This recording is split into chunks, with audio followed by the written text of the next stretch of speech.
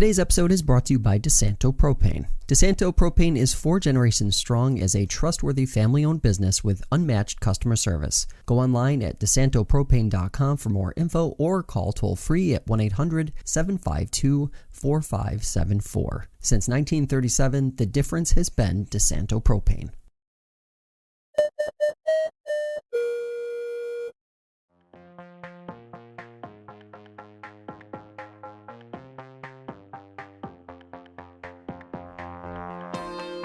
Today we continue our series previewing local elections across the region by catching up with one of the candidates running for Geneva City Council in Ward 4. RJ Rapoza joins me in studio. RJ, thanks so much for being here. Thanks for having us.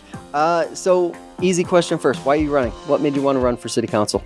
You know, it's a simple question with a complicated answer, right? So I really believe in Geneva as a city, and there's a community, or not a community, there's a comprehensive plan that was done, and in the comprehensive plan it said, as part of the development of that, they said that, you know, Geneva often suffers from poor self-esteem, and I have found that to be the case. I think that there's a lot that we could do if we just sort of believe in ourselves and put egos and personality conflicts aside and think about what's going to be best for the city, its residents, and the people that work and visit there. Are you seeing that play out when you're actually talking to folks, when you're going door to door, when you're campaigning? Are you seeing that self-esteem issue crop up where that is a concern for people who are living in the city? You know, yes. You'll hear people say, well, you know, I would love to have such and such, but it's just Geneva. You know, we're just Geneva. And or, you know, we've tried that before and it didn't work. And so, you know, and so I see it in a way of kind of, just sort of a pervasive sense of we can only do so much. You know, we're just Geneva over here. Tell us a little bit about your background. What brought you to this point of running for elected office? Sure. So I have a very complicated and storied work history, which runs in my family. My background is in education, and I've worked in K-12 education. I've worked in regional education at through the Wayne Finger Lakes BOCES. Made the jump into higher education and taught for almost a decade for Finger Lakes Community College. I teach and still do teach as an adjunct human communications courses like public speaking, conflict management, communication in the workplace, that sort of thing. And after FLCC, worked for a brief stint at Hobart William Smith, and now I work at Lemoyne College and have been there. This is my 7th year there. I love it. And all along that trajectory, I've always kind of been a political wonk, as they say. I've always had an affinity for politics. I follow it closely.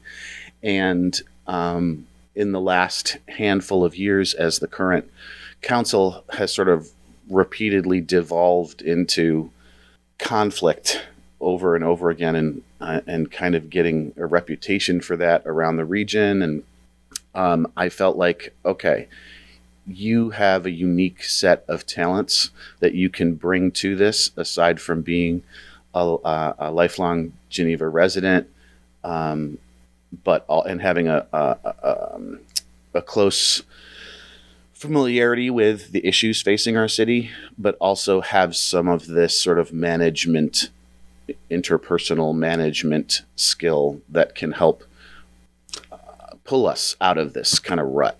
Yeah. You mentioned kind of the infighting. That's what a lot of folks are going to call it. Mm-hmm. Infighting within City Council. Yeah. A lot of folks are hoping that is behind City Council at this point. But at the end of the day, no matter what City Council looks like next year, it needs to be more cooperative than it has been historically over the last 4 to, say, 6 years. Mm-hmm. How will City Council be more cooperative if you're elected? 2 things come to mind. One is paying closer attention to procedure. There are rules of procedure that exist in any formal committee or formal body that need to get followed, and not followed selectively when certain people are speaking and not when others are. And so there's a lot of that that's happening kind of in real time, because there isn't anybody who's really paying attention to those rules. The second thing is the city invested in this amazing comprehensive plan that I mentioned, and it has in it a lot of opportunity to help guide decision making.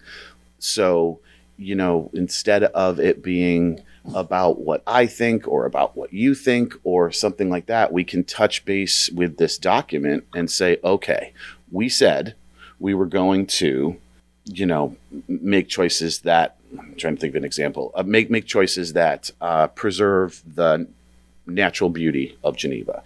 So we've got this decision before us that seems to be connected to that. Will it do that or not? And if it won't, and we're still for it, how do we justify that? So those are two ways that I can think of right off the top of my head.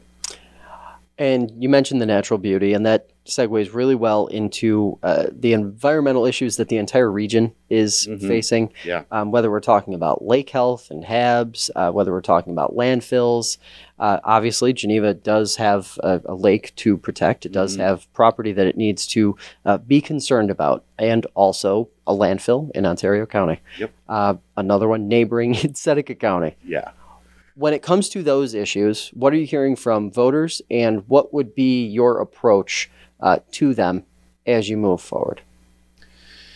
So, in Geneva, there's a history of a push and pull when it comes to the lake, sort of as an entity, it's the lake. We have this huge uninterrupted lakefront, right? And if you are of a certain mindset, that screams development. We could sell those plots for a lot of money and go that route.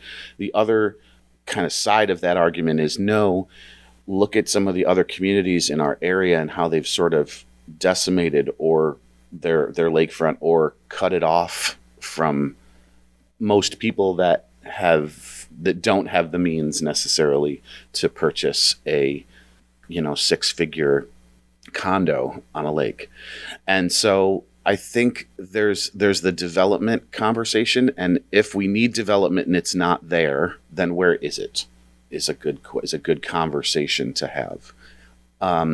Another conversation to have is to educate folks a little better about choices that can be made both by the city and themselves as residents in terms of how they maintain their properties, including, like native species and plants that are bred to thrive here and don't need a ton of water and all those kinds of things. And I don't know that sometimes, a great example is there are some spots that were involved in the new development downtown, and you'll hear people complain that, oh my gosh, look at that spot, there's just grass growing out of it.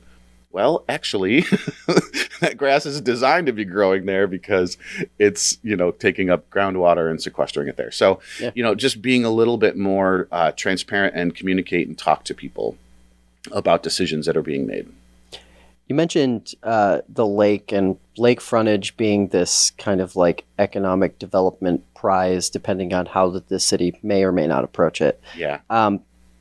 Economic development is always an issue. It's always something that people care about, especially in the city when you've got some tax base problems looking forward.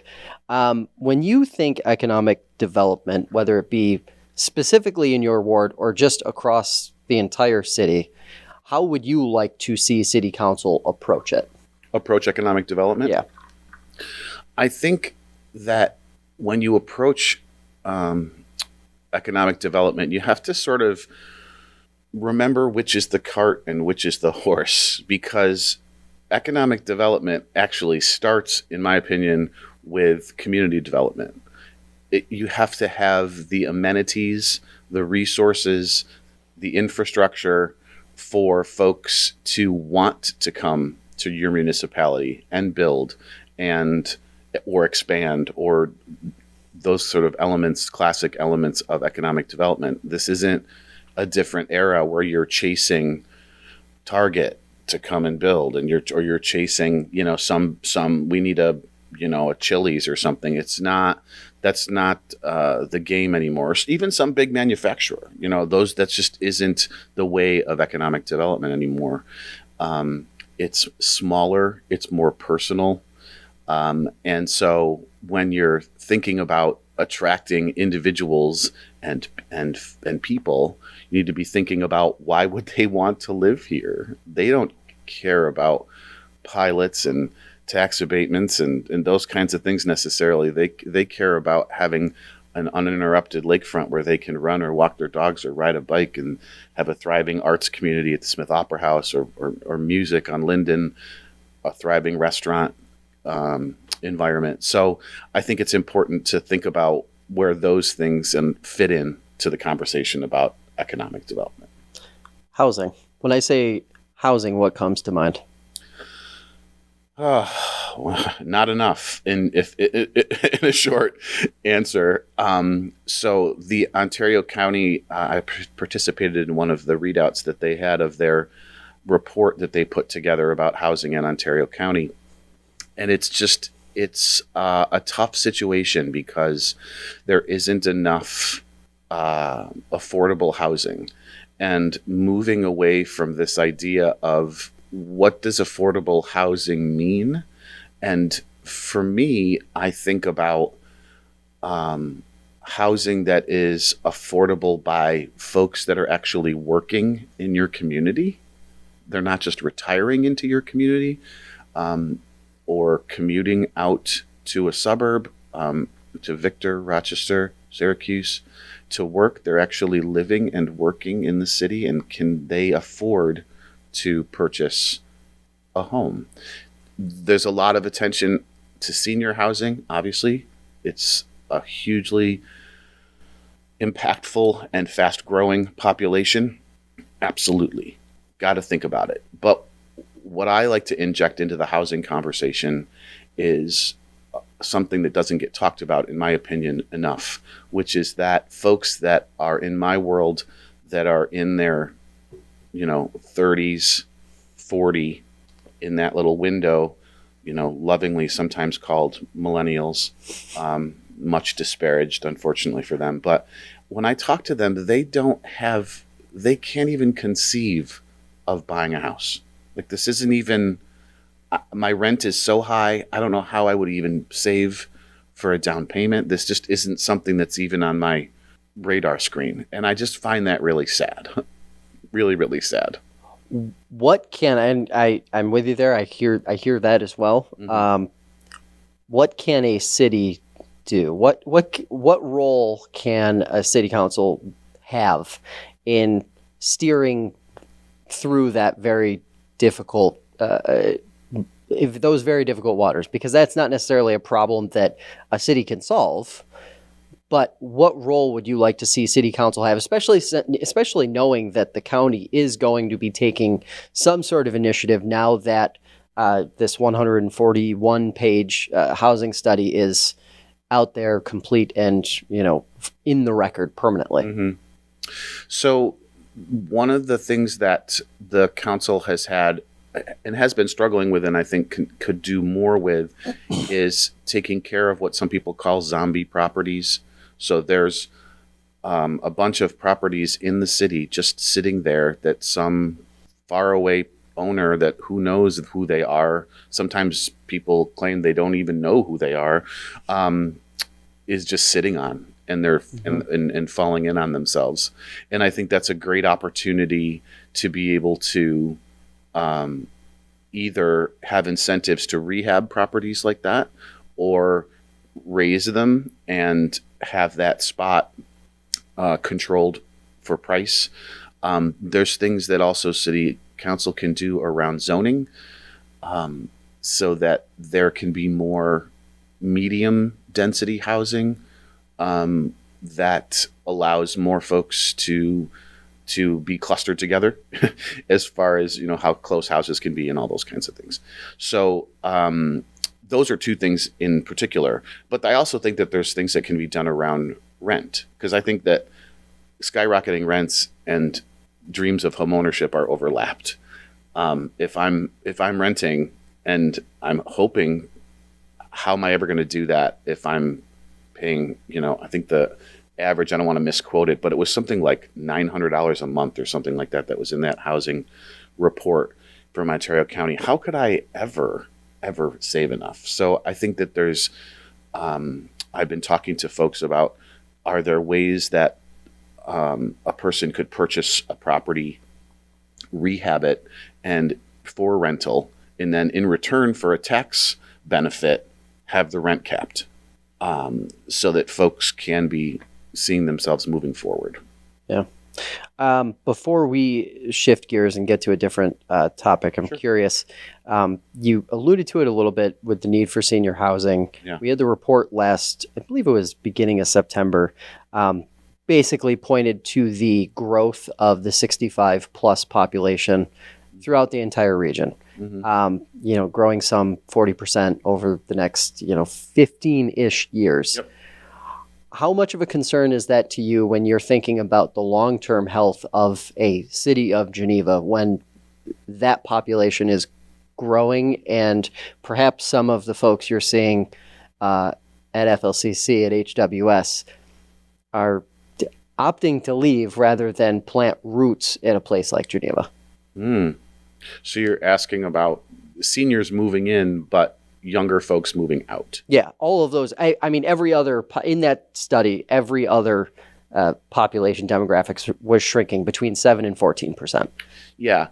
One of the things that I found very interesting in that study related to your question is that a lot of the same amenities that seniors are saying they want are also things that young professionals are saying they want.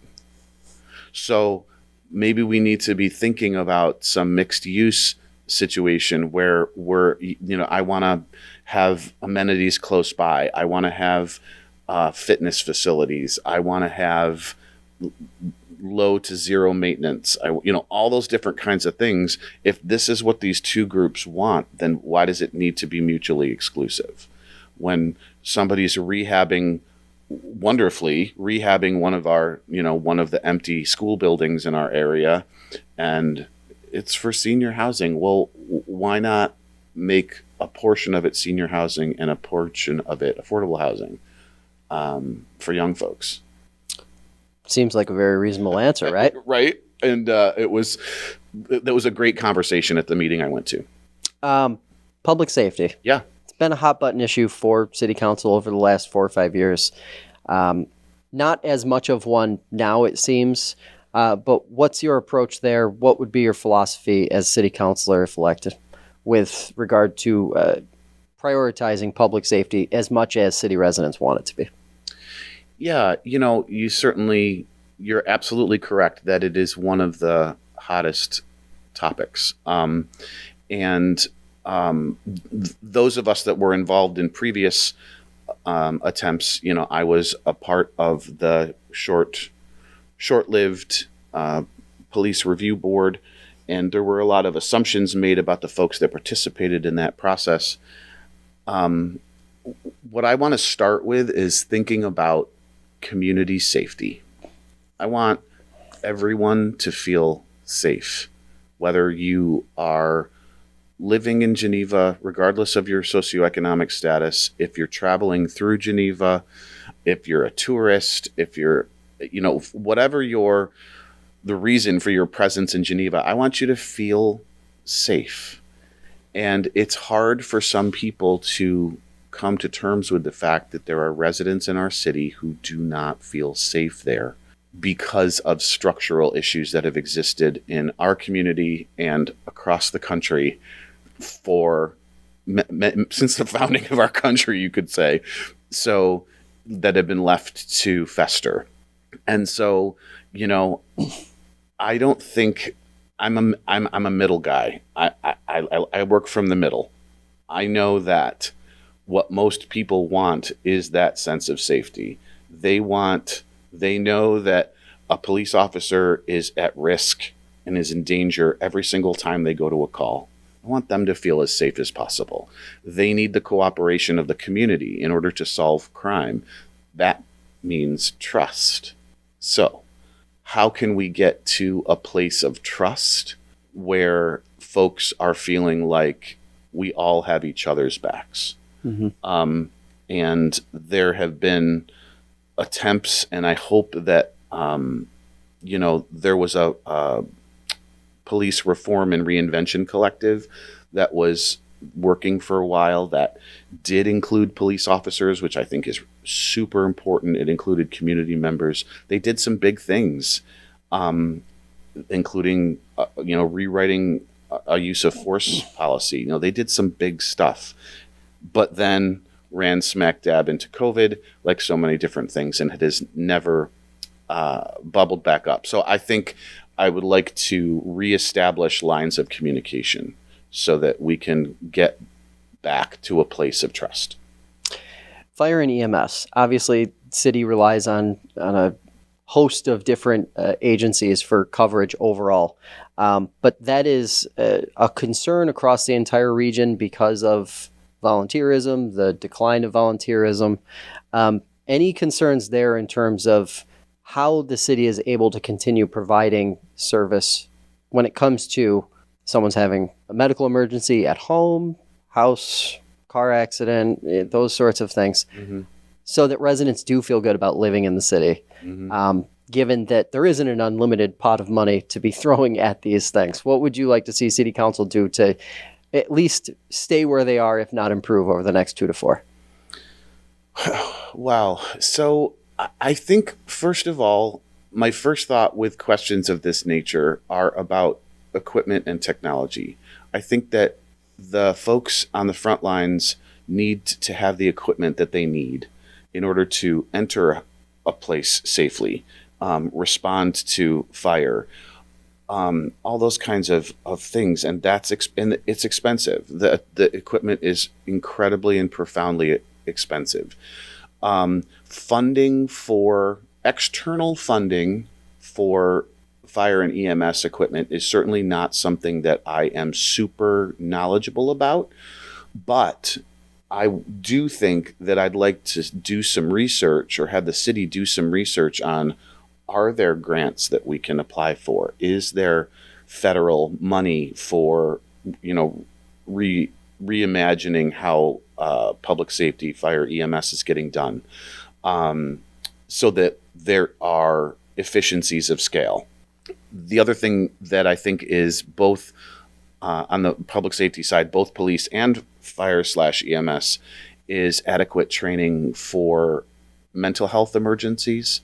I find that most of the officers that I know in my life that I call friends will say they're just woefully undertrained on how to handle situations that, boy, they got there thinking it was a medical emergency, when in reality this is someone who is in mental distress and has called 911 or one of those things.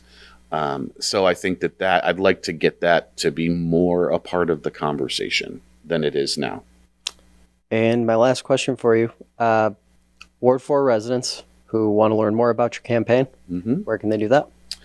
They can go to Facebook, which, people joke, Geneva's a Facebook town, man. That's because we think that it's because the school uses it as a primary means of communication with parents. Geneva is a Facebook town. If you go to Facebook and search for Geneva or RJ for Geneva, you will find my page. Can't be that many RJs running for city council in Geneva right now. No, there are not. But I will say that there is another RJ who is a dear friend of mine, who's the manager out at Ventosa. So he might get some of these questions. But if you do RJ for Geneva, both on Facebook, or if you want to send me an email directly, yep. I've been really encouraging as I go and I drop literature and drop signs and walking around the neighborhood with my dog. If you think of a question, shoot it to me. I might not be able to know the answer, but I'll see what I can do to find out and see what we can get done, or at the same time figure out if there's something to mitigate a problem that you're having. RJ, appreciate the time. Thanks for coming in today. I appreciate your time, Josh. That'll do it for this edition of FLX Today. If you'd like to hear more conversations like this one, check out the show on your favorite podcast platform or subscribe to the FingerLakes1.com YouTube channel. Have a great day, and we will see you next time.